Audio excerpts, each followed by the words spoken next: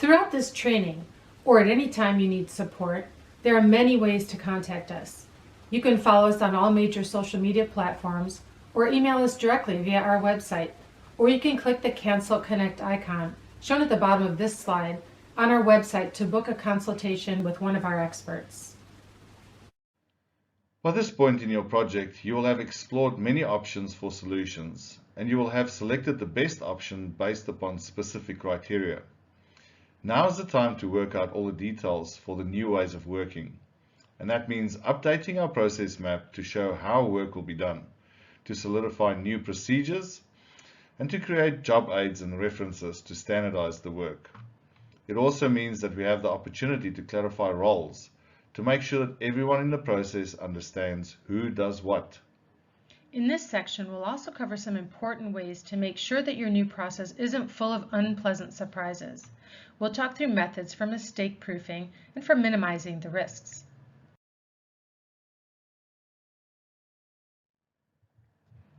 With most process improvement projects, the high-level steps in the process may not change.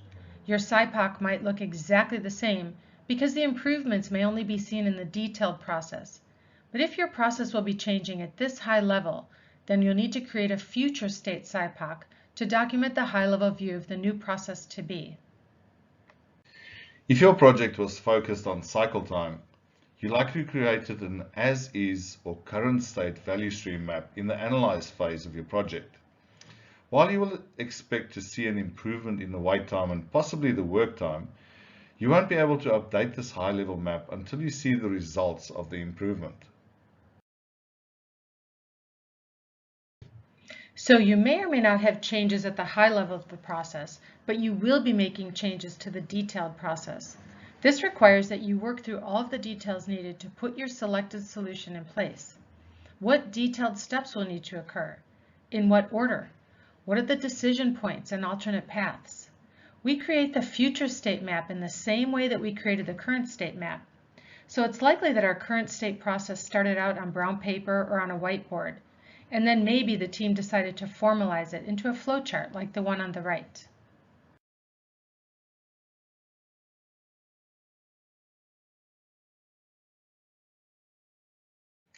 And after fleshing out the details of the solution, the new process might look like this flowchart on the right. We expect to see fewer steps, fewer decision points and handoffs, and an overall streamlined process.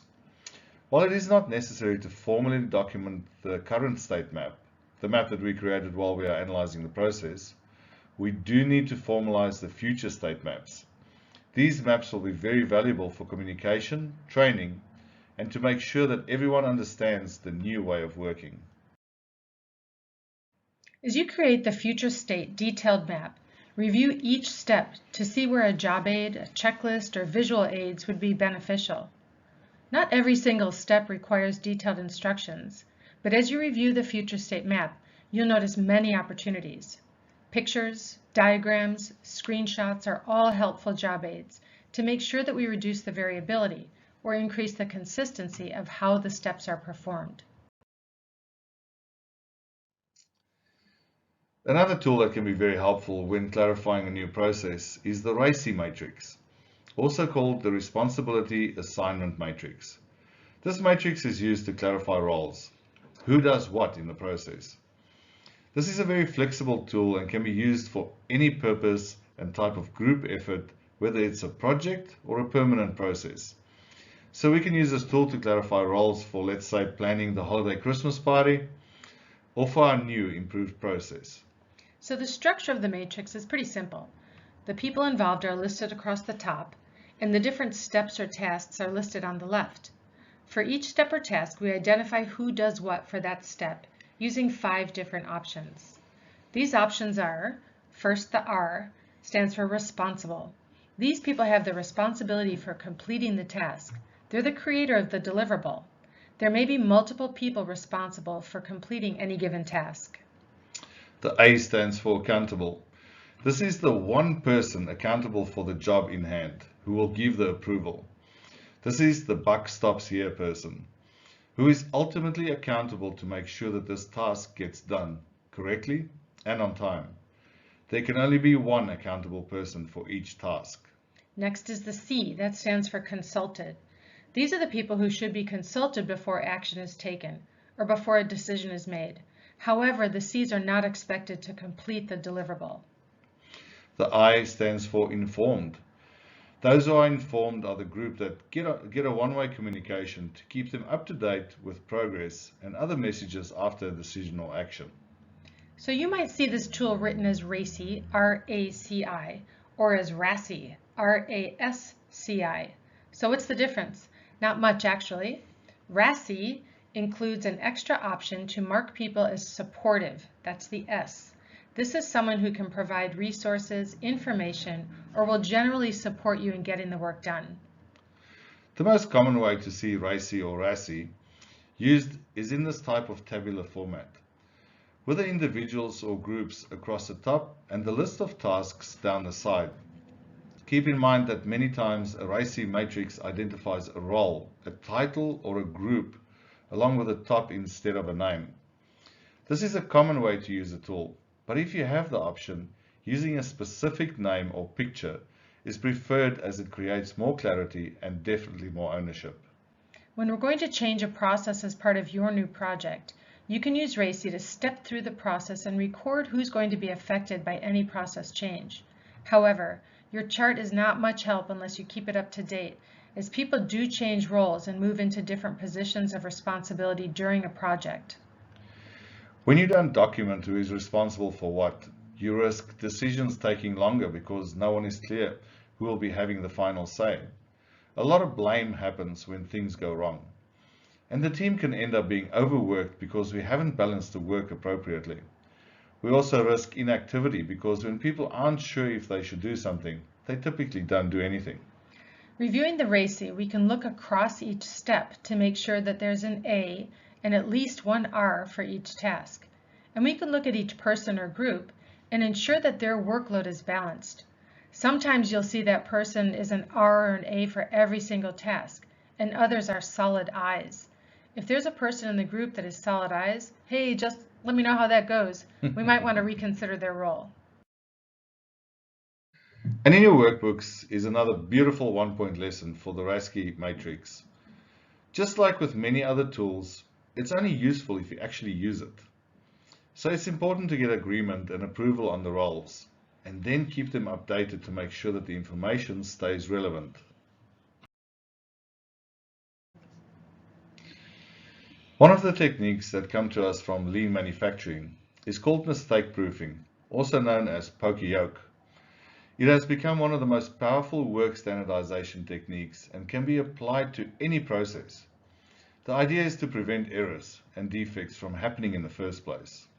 So the term poka-yoke, actually pronounced poka-yoke, was coined in Japan during the 1960s by Shigeo Shingo, an industrial engineer at Toyota.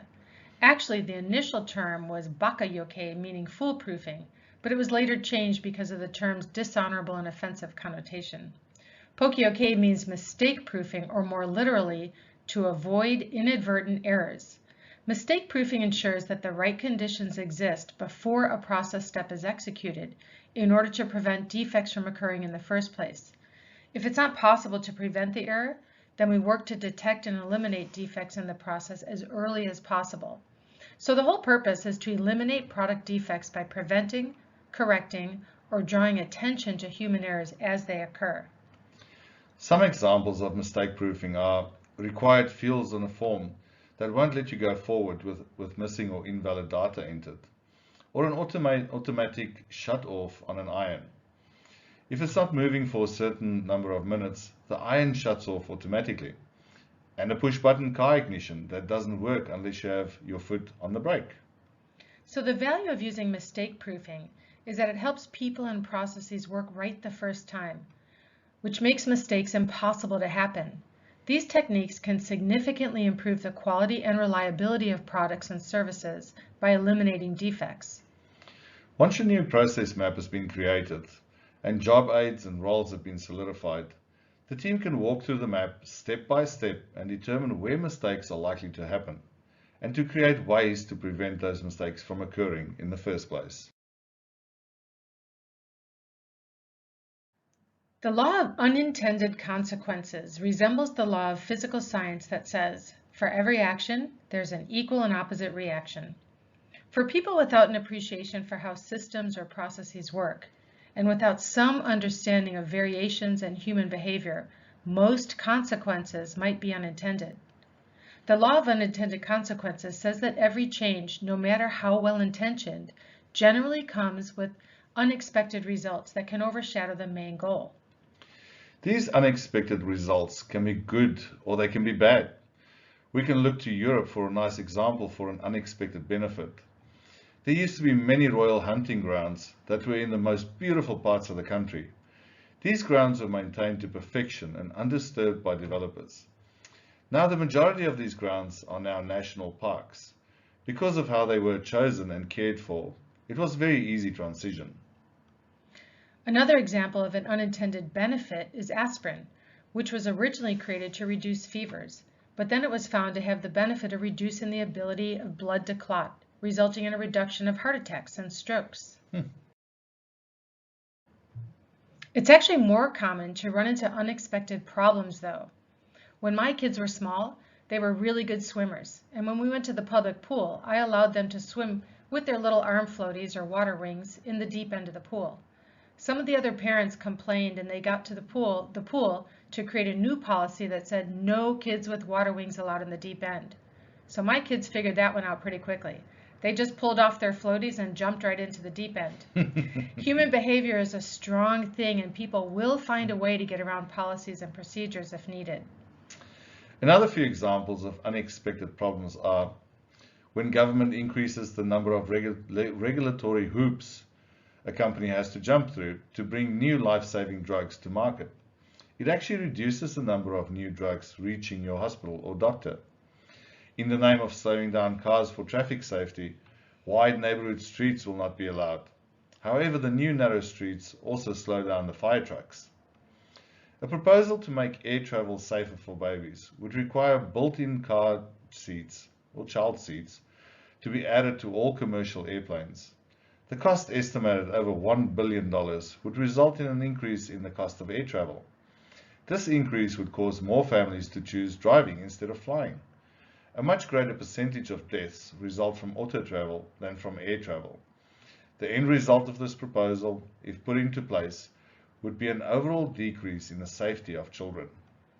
So in order to avoid unexpected problems with our new solution, the team should talk through the new process, looking for any places in the process where human behavior might take the process in an undesired direction. Actively involve the people who will be doing the work in the development of the solutions. During the piloting and implementation of the solution, we'll continuously monitor the process for problems or workarounds that are developing so that we can address any issues as quickly as possible.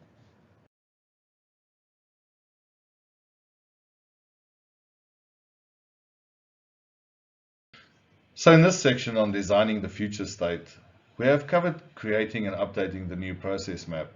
We've added visual aids or job aids where needed. We've clarified the roles with the Rasky matrix. We've gone through the map and added mistake proofing where possible, and we've thought through the potential unintended consequences to avoid any unhappy and unintended consequences. Now's the time for you guys to review your notes and look at all the information and take a quick quiz. And good luck. We'll see you in the next chapter.